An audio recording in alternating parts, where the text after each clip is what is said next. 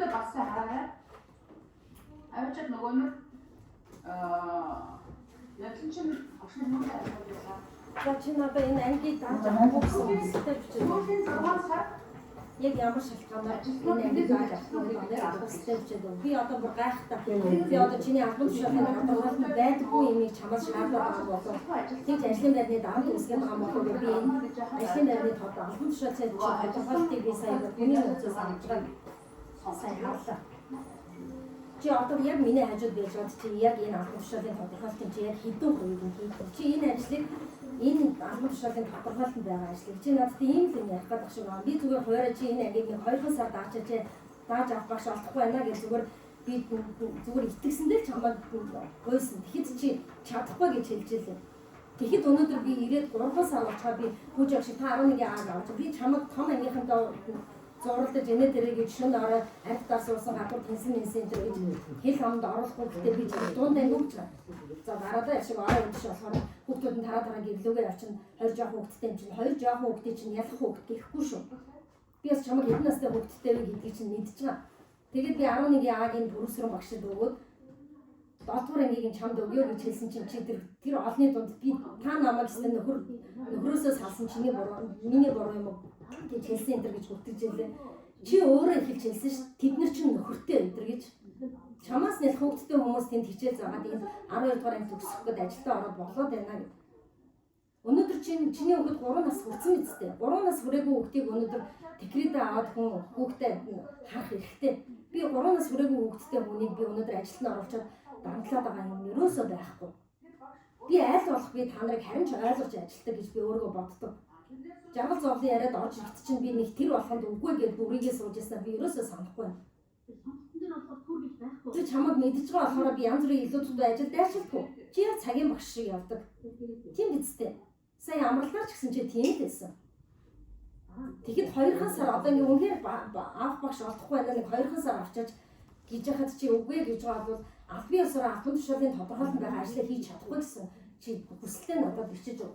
Би өнөөдөр би чамайг бүр ингэж зааш шиг ингэж үнэхээр үгүй гэдэг байгаа болов яшиг би ингэ буруу албан тушаалын тодорхойлолтод байхгүй юм нэхэд байгаа болов гэж тоо энийг би сая Эрдэнэ цуглаас авч харлаа. Тэгээд бодсон чинь бүр ингэж чиний хийдгүй ажлууд энд зөндөө. Энэ албан тушаалын тодорхойлолт хэдэн зорилттой чи мэдхүү? Чи хэдэн зорилтын хүрээнд энэ ажлыг чи 7-40 цаг ажиллаж байгаа гэж хэлж чи өнөөдөр цалингаа бүтэн авч байгаа. Чи энэ сургуульд орсноос хойш ер нь цалингаа асууж үзсэн үү? Намайг сургуулийн менежер болж 10 жил ажилласнаас хойш чи ер нь цалингаа асууж үзсэн үү? Чи тэгээд хэдэн тэдэн сарын тэдний өдөр та намайг тэгээд хичээлээ хийж байгаа. Тэгээд ажиллаа хийгээд байхад та намайг хэлмэгдүүлээд тассан шүү гэж хэл. Харин хэдэн удаа хичээлээд алимдуулж цонхолсон, худлаа үнэн хийж цонхолсон, шалтгаан шалтгаангүй цонхолсон, худлаа үнэн хоцорсон байхад чинь би цалингийн чинь бүтэн битсэн. Чи тэгээ бодоод үзтээ. Би нэг хүний өснөөс гажууд юм ерөөсөө би чамд шаардлага тавиагүй гэж бодоод байна. Тэгээ энэ би өнөөдөр харсан энэ зорилтыг чинь хэдэн зорилт гэдгийг нь чи өөрөө мэдэхгүй байх. Энд чинь 6 зорилт гэдэг юм байна. Зорилт болгоно нь 10-аас 20 цагт ажил байдаг юм байна. Чи 7 өдрийн 40 цагт ингээ өдөрт 8 цаг ажиллана гэж тооцдоо. Би тэгэхэд өнөөдөр чи 3 цагтаа 3 цаг хийгээ гараа явахад үдээс хойш ирэхгүй байх чинь би чамайг ажилдаа ирсэнгүй гэж хэлдэг. Чи 3 цаг 40 минутын хичээлд орчлоо. Одоо чи үлдсэн 5 цагт чи ажиллах ёстой. Чи 8 цагаар гүйцээ гэж би хэнийг ч тэгж дарамтлаггүй. Өнөөдөр чи 10 цагтаа байж байгаа маргааш нь 2 цагтаа байх юм бол би тэгээд тэртээ дөрөв зөвхөн хичээл заасан цагаар ч би та нарыг тооцдог. Гэхдээ тооцохдоо та нарыг би худлаа үнэ хэлээд янз бүр болоод би таслахт чинь хизээч цалингийн асууж үзээгүй. Та нар ерөөсөө ингэж миний сэтгэлийг бодохгүй, миний итгэлийг бодохгүй, энэ чамд ингэ тавьж байгаа итгэлийг бодохгүй мөртлөө намайг ч гэсэн намайг ингэж нэг өөрийгөө л ингэж ах юм. Би ч гэсэн хүн. Би ч гэсэн нөхөргөө хоёр хүүхэдтэй. Би жаргал зовлонгийн чинь ойлгодог гэж боддог ш. Би ер нь өөрийгөө. Тэгэхэд шүн осоо хөнхөө удирж авахгүй чи над руу шүн чадчихжээ. Одоо ингээ ганцхан танай ангил чиний даасаа харамт. Би ингээ харамт нь угаасаа тушаалны гарсан учраас би өчигдөр хоёулангийн ингээ харгалзуулсан. Тэгээ энэ дэр ингээ 5 дугаар зорилтын 2 дээр анги даан авч ажиллах гэдэг ингээ бүр байж байгаа байхгүй. Тэгэхээр чи энэ сургууль хэдэн жил ажилласан? Хэдэн сар анги дааж ажилласан? Би нэг тараас нь тэр 7 яг л авч ажиллаж ирсэн чинь мэдчихэв. Гэхдээ ганцхан ангид Монгол хэд гэж 3 цаг Тэгэхэд ангиж өгөхөд манай багш тэгдэг ингэдэг тэгмээр нэгмээр ингэж гад олон юм ярьж гад шилжчихсэн хүүхдч байгаа. Тэгэхэд би чамаг өмөрөө суужсан. Ээжтэй хэрэлдэл чи адилхан багш хүн гэж чи багш хүнийг чи ингэж хэллээд тахтай яа тийм. Тэгж байгаа чи хүүхдээ аваад яв чи хүүхдэнд сургууль руугаа хүүхдээ аваад яв гэд би найзынхаа дүү өнөөдөр загнаад хүүхдийн нөгөө явуулж исэн тань ангиас 7 дугаар ангиас.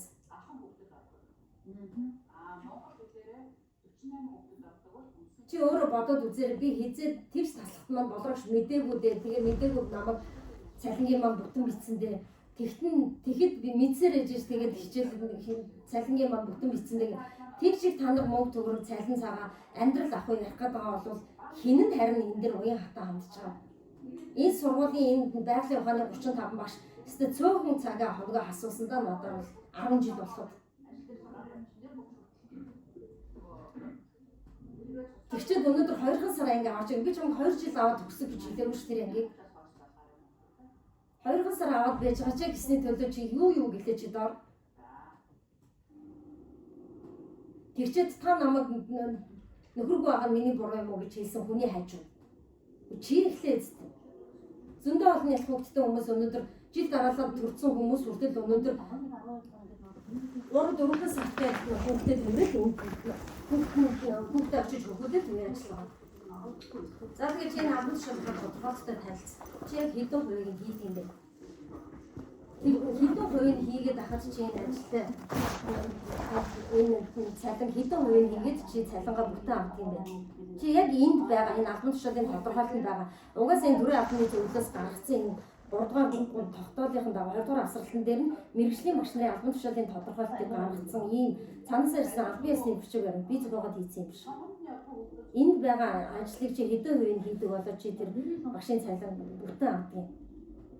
Хэрвээ чи авахгүй байсан би яг одоо энэ чинь хувьдаад би нэг чамайг шалгаад янз бүр болохгүй.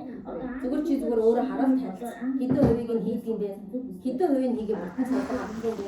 Чи хэдэн хувийг хийх ёстой юм бэ?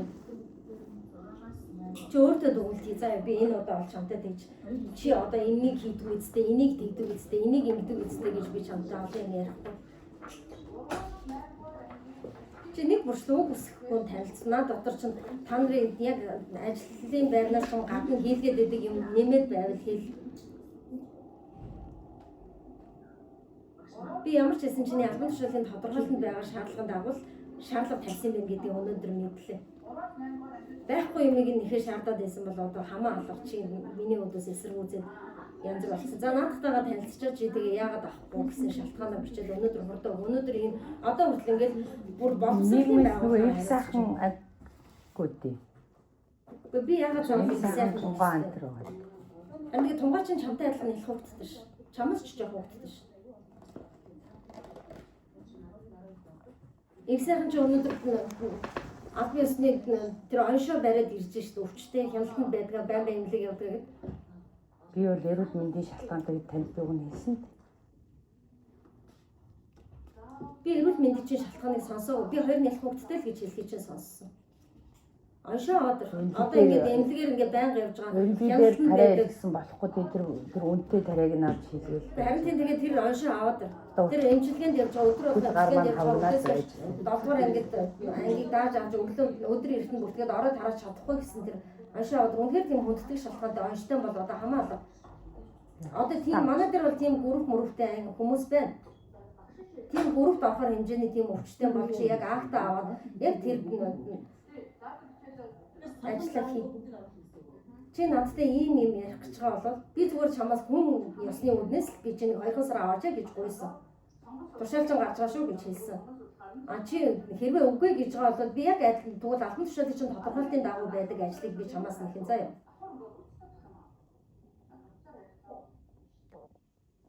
За чи тэгээд зөвшөөрж байгаа бол надад албан тушаалын тодорхойлолтод байгаа ажлаа хийж чаднаа. Яг энийг би яг ингээд чи өөрөө хэлсэн учраас өөрөө ихэлсэн учраас би яг надад албан тушаалын чинь тодорхойлолтод байгаа ажлыг л би чамаас шаардна. Зүгээр нэг яг тэ би өчнөө жил нэг секцэд ажилласан өчнөө жил цуг хамтарч ажилласан болохоор би нэг 2 сар чамаг за тгий гэж хэлэх байх гэж бодож би чамаг авчих гэж хэлсэн. Тэгэхэд чи үгүй чадахгүй би жоохон хүүхдүүд нялх хүүхдтэй. Хүүхд маань 3 нас чөрөөгүй. Би яг хоёулангийн зөөдөж 5 Тэгвэл чи тэгээд аваад тэгвэл 3 нас хүртэл хадаа ийм амар загнан байран ингээл анги манг өгнө гэдэг чи ер нь бол та хүнийг ойлгоно бас хүмүүсийн хэлж байгаа шалтгаануудыг бас ойлгоод өвчтэй гэдгийг нь ойлгодог юм. Тэгээ харин би хэлээд ш.